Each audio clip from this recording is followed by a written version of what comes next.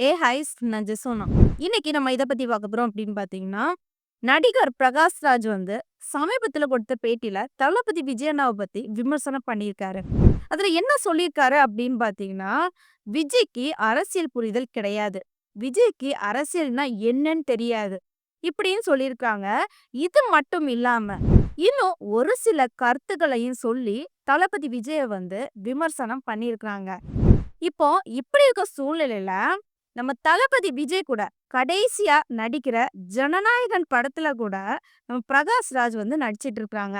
இந்த நிலையில எதனால பிரகாஷ் ராஜ் வந்து நம்ம தளபதி விஜய் அண்ணாவை வந்து இந்த மாதிரி இழிவுபடுத்தி விமர்சனம் பண்ணியிருக்காங்க?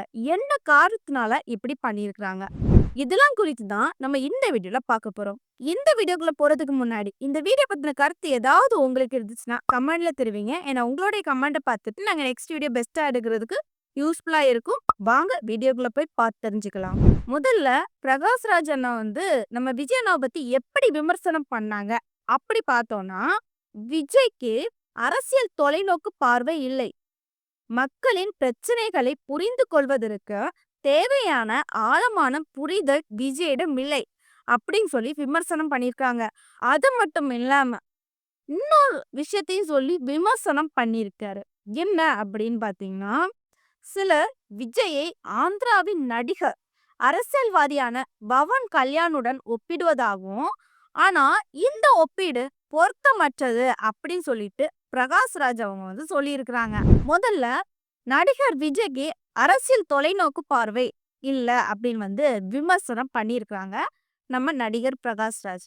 இதுக்கு என்ன விளக்கம் நம்ம சொல்லலாம் அப்படின்னு பாத்தீங்கன்னா, இப்படி விமர்சனம் பண்ணிருக்காங்கல்ல, ஆனா உண்மைக்கு தளபதி விஜய்க்கு அரசியல் தொலைநோக்கு பார்வை கிடையாது அப்படின்னு சொன்னது வந்து என்ன பொறுத்த வரைக்கும் தவறுன்னு தான் சொல்லுவேன். ஏன் அப்படின்னு பாத்தீங்கன்னா, நம்ம எக்ஸாம்பிள் நம்ம தளபதி விஜய் அண்ணா வந்து ஸ்டார்டிங்ல இருந்து சின்ன வயசு வரைக்கும் இப்போ வரைக்கும் படம் நடிச்சுட்டு தான் வந்தாங்க. இப்போ ரீசெண்டா தான் இது என்னுடைய கடைசி படம். நான் வந்து இங்க அரசியலுக்கு வரேன் அப்படின்னு வந்து சொல்லியிருக்காங்க. சரியா? கிட்டத்தட்ட எத்தனை படம் நடிச்சிருக்காங்க? 69 படம் நடிச்சிருக்காங்க. ஸ்டார்ட்டிங்ல இருந்து இப்ப வரைக்குமே நம்ம தளபதி விஜய் அண்ணா வந்து அரசியல் படம் நடிப்புல இருக்கும்போது அரசியல் பத்தி ஒண்ணுமே பேசுனது கிடையாது. ஏன் அவங்க பேசல அப்படின்னு பாத்தீங்கன்னா, ஒரு சாதாரண ஒரு நடிகர் சரியா? இப்ப எக்ஸாக்ட்டா வந்து சிவகார்த்திகேயன் அண்ணாவ எடுத்துக்கலாம் எக்ஸாம்பிள்க்கு சரியா? இப்பதான் ஒரு பொசிஷன் வளர்ந்துட்டு வராங்க சரியா? ஒரு நல்ல நடிகராட்டு வளர்ந்துட்டு வராங்க. இப்படி இருக்க சூழ்நிலையில சிவகார்த்திகேயன் அண்ணா வந்து, "நான் அரசியலுக்கு எதிர்ப்பு தெரிவிக்கிறேன். அரசியல் பத்தி ஏதாவது ஒண்ணு எதிர்ப்பா பேசுறாங்க" அப்படின்னு இருக்கும்போது, நாளைக்கு அவங்கள நடிக்க விடுவாங்களா? கண்டிப்பா நடிக்க விட மாட்டாங்க. வளரவே விட மாட்டாங்க. அப்படி தாத்துருவாங்க. இதனாலவே நம்ம தளபதி விஜய் அண்ணா வந்து வளர விடமாட்டாங்கன்னு தெரியும். அதுக்காகவே வந்து இதுவரைக்குமே ஸ்டார்ட்டிங்ல இருந்து எல்லா அரசியல்களையும் பத்தி பார்த்திருப்பாங்க, தெரிஞ்சிருப்பாங்க.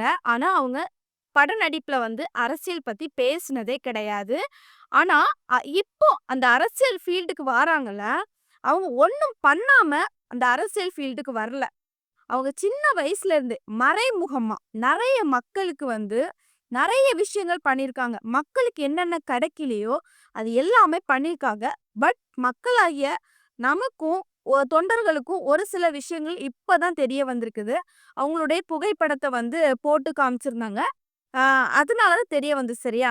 இப்படி இருக்க சூழ்நிலையில அதிகமா தளபதி விஜய் அண்ணா வந்து இப்ப அரசியல் ஃபீல்டுக்கு வந்திருக்காங்கல்ல.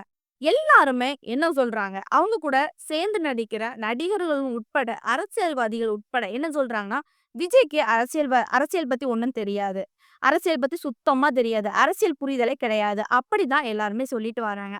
இப்ப தளபதி விஜய் அண்ணாவ பொறுத்தவரைக்கும் வந்து அரசியல் பத்தி தெரியாதுன்னு கிடையாது. எல்லாமே தெரியும்.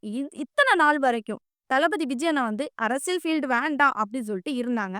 அதனால அரசியல் பத்தி பேசல. இப்போ அரசியல் வேணும்னு நினைக்கிறாங்க. அதனால அரசியல பத்தி பேசுறாங்க. எல்லாத்துக்குமே செஞ்சுட்டு வராங்க. இத பார்த்து மத்த எல்லாத்துக்குமே பொறாம தான் இப்படி பேச வைக்குது. 2வது என்ன சொல்லி விமர்சனம் பண்ணாங்க அப்படின்னு பார்த்தீங்கன்னா, மக்களின் பிரச்சனைகளை புரிந்து கொள்வதற்கு தேவையான ஆழமான புரிதல் விஜயிடம் இல்லை அப்படின்னு ஒரு பாயிண்ட் சொன்னாங்கல்ல. இதுக்கு நான் தகுந்த பதில் தான் சொல்றேன். என்ன அப்படின்னு பார்த்தீங்கன்னா, தளபதி விஜய் அண்ணா வந்து மக்களின் பிரச்சனைகள வந்து புரிந்து கொண்டு தான் நடக்குறாங்க. எப்படி உங்களுக்கு நான் சொல்லணும் அப்படின்னு பார்த்தீங்கன்னா, முன்னாடி இந்த அரசியல் ஃபீல்டுக்கு வரதுக்கு முன்னாடியே என்ன பண்ணிட்டாங்க அப்படின்னு பார்த்தீங்கன்னா, நெறைய பிரச்சனைகள் நடந்திருக்குது. நீட் விஷயத்துல கூட நெறைய மாணவி வந்து தற்கொலை அந்த மாதிரி விஷயங்கள் நடந்துச்சு. அந்த வீட்டுக்கு என்ன பண்ணியிருக்காங்கன்னா, டைரக்ட்டா போய் விசிட் பண்ணி, என்ன பிரச்சனை அப்படின்னு சொல்லி கேட்டு, அதுக்கும் நிதியுதவி வழங்கியிருக்காங்க. இந்த மாதிரி நமக்கு தெரியாம நெறைய விஷயங்கள் நடந்திருக்கு சரியா? அதுலயுமே என்ன பண்றாங்கன்னா, தளபதி விஜய்னா வீடு ஏறி போய் அவங்களுக்கு என்ன விஷயம், என்ன வேணும் எல்லாமே பண்ணி தான் குடுத்துட்டு இருக்காங்க. பண்ணாம இல்ல. மக்களின் கஷ்டத்தை புரிந்து கொண்டு, கேட்டு தளபதி விஜய் அண்ணா பண்ணிட்டு தான் இருக்கிறாங்க. மறைமுகமா பண்ணிட்டு இருக்காங்க. இப்ப ரீசென்ட்டா கூட மழையால பாதிக்கப்பட்டவங்க மக்களுக்கு வந்து என்ன பண்ணாங்க அப்படின்னு பார்த்தீங்கன்னா, நெறைய நிதி உதவி குடுத்துருக்காங்க. சரியா? அன்னைக்கே வந்து என்ன பண்ணாங்கன்னா, அவங்களுடைய தொண்டர்கள சொல்லி, "இது மக்களுக்கு நான் கஷ்டப்பட்டவங்களுக்கு குடுங்க" அப்படின்னு வந்து சொல்லியிருக்காங்க. அது மட்டும் இல்லாம, வர முடியாத தளபதி விஜய் அண்ணா பார்க்க முடியாத மக்கள வந்து என்ன பண்ணியிருக்காங்கன்னா, பனையூர்ல வந்து அழைச்சிட்டு வந்து அவங்களுக்கு வந்து நிதி உதவி குடுத்தாங்க. இப்படி மக்களுக்கு நெறைய விஷயங்கள் பண்ணிட்டு இருக்காங்க. இப்படி சொல்லிட்டே போனோம்னா, நம்ம அடுக்கிட்டே போலாம் சரியா? அதுக்காக மக்களுடைய விஷயத்த புரிஞ்சு கொள்றது அப்படின்னு வந்து கிடையாது. இது வந்து தவறான ஒரு விமர்சனம்னு தான் நான் சொல்லுவேன். அடுத்ததா வந்து என்ன அப்படின்னு பார்த்தீங்கன்னா, ஆந்திர பிரதேசத்தை சேர்ந்த துணை முதலமைச்சர் பவன் கல்யாண் அவங்கள பத்தியும், விஜய பத்தியும் கம்பேரிசன் பண்ணி பேசியிருந்தாங்க. அப்படி என்ன பேசியிருந்தாங்க அப்படின்னு பார்த்தீங்கன்னா, பவன் கல்யாண் வந்து அவங்களுடைய ஃபேன் பேஜ் வச்சு தான் இந்த எலக்ஷன்ல வந்து ஜெயிச்சு அவங்க துணை முதலமைச்சரா ஆனாங்க. ஆனா, விஜய் அப்படி வர முடியாது அப்படி வந்து சொல்லியிருக்காங்க சரியா? கண்டிப்பா விஜய் அண்ணா ரசிகர்கள வச்சு ஜெயிக்க தான் போறாங்க. அதாவது உங்களுக்கு புரியும்படி சொல்லணும் அப்படின்னு பார்த்தீங்கன்னா, தமிழ்நாட்ட பொறுத்தவரைக்கும் ஒவ்வொரு வீட்டுக்கும் ஒவ்வொரு விஜய் ரசிகர்கள் கண்டிப்பா இருப்பாங்க. இது என்ன ஆகும் அப்படின்னு பார்த்தீங்கன்னா, 2026 எலக்ஷன்ல தளபதி விஜய் அண்ணா நிப்பாங்க. இப்படி இருக்க சூழ்நிலையில ஒவ்வொரு வீட்லயும் ஒவ்வொரு விஜய் ரசிகர் இருக்கிறதுனால, அந்த விஜய் ரசிகர்கள் என்ன பண்ணுவாங்க அப்படின்னு பார்த்தீங்கன்னா, அவங்களுடைய வீட்ல இருக்கிற எல்லாத்துக்கிட்டயுமே சொல்லுவாங்க. இந்த வாட்டி நம்ம தளபதி விஜய் அண்ணாவுக்கு ஓட்டு போடுவோம். எல்லா வாட்டியும் நம்ம வந்து இவங்களுக்கெல்லாம் வாய்ப்பு குடுத்தோம்ல. ஆனா இந்த வாட்டி அவங்களுக்கு குடுத்து பார்ப்போமே! நெறைய விஷயங்கள் செய்வாங்க. அப்படின்னு சொல்லிட்டு அவங்களுடைய ரசிகர்களே என்ன பண்ணுவாங்கன்னா, பிரெயின் வாஷ் பண்ணுவாங்க. இப்படி இருக்கும்போது என்ன பண்ணுவாங்கன்னா, அவங்க ஃபேமிலி எல்லாருமே என்ன பண்ணுவாங்கன்னா, விஜய்க்கு வந்து ஓட்டு போடுவாங்க. இப்போ எக்ஸாம்பிளுக்கு சொல்லணும் அப்படின்னு பார்த்தீங்கன்னா, எங்க குடும்பத்தில 4 பேர் இருக்காங்கன்னா, கண்டிப்பா அதுல ஒரு விஜய் ரசிகர்கள் இருக்கிறாங்க. இருக்கும்போது அவங்களும் அந்த ஓட்ட போட்டுக்கிட்டு அந்த 3 பேத்துக்கிட்டயுமே என்ன சொல்லுவாங்கன்னா, "விஜய்க்கு போடுங்க. இந்த வாட்டி விஜய் வந்து ஜெயிச்சாச்சுன்னா நெறைய பண்ணுவாங்க. ஒரு வாய்ப்பு குடுங்க" அப்படின்னு சொல்லி பிரெயின் வாஷ் பண்ணுவாங்க சரியா? அப்போ நம்ம எல்லாருமே என்ன பண்ணுவோம், நாங்க 4 பேருமே விஜய்க்கு வந்து ஓட்டு போடுவோம். இப்படி இருக்க சூழ்நிலையில, நம்ம தளபதி விஜய் அண்ணா வந்து அவங்களுடைய ரசிகர்கள வச்சு இந்த ஆட்சிய வந்து பிடிச்சிருவாங்க சரியா? ஆனா, இத பத்தி என்ன பண்றாங்க அப்படின்னு பார்த்தீங்கன்னா, ஒரு சிலர் அரசியல் புரிதல் இல்லாதவங்க தான் தளபதி விஜய் அண்ணாவ பத்தி விமர்சனம் பண்ணிட்டு இருக்காங்க. அவங்க வந்து இந்த அரசியலுக்கு செட் ஆகாது. ஃபேன் பேஜ் வச்சு தான் இந்த மாதிரி வராங்க. அப்படின்னு சொல்லிக்கிட்டு சுத்தமா தெரியாதவங்க தான் இந்த மாதிரி பேசிட்டு வராங்க. நடிகர் பிரகாஷ் ராஜும், தளபதி விஜய் அண்ணாவும் சேர்ந்து நெறைய படங்கள்ல நடிச்சிருக்காங்க. அது என்னென்ன படங்கள் அப்படின்னு பார்த்தீங்கன்னா, கில்லி, சிவகாசி, ஆதி, போக்கிரி, வில்லு, வாரிசு, விஜய் லாஸ்ட்ல நடிக்கிற ஜனநாயகன் படத்துல கூட இப்போ சேர்ந்து நடிச்சிட்டு இருக்காங்க.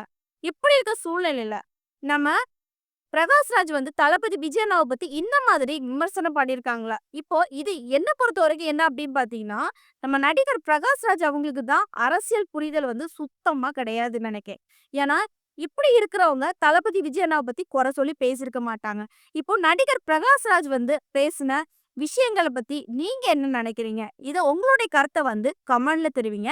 இந்த வீடியோ உங்களுக்கு பிடிச்சிருந்ததுன்னா like and comment and subscribe பண்ணுங்க. நெக்ஸ்ட் வீடியோல சந்திக்கிறேன். பை.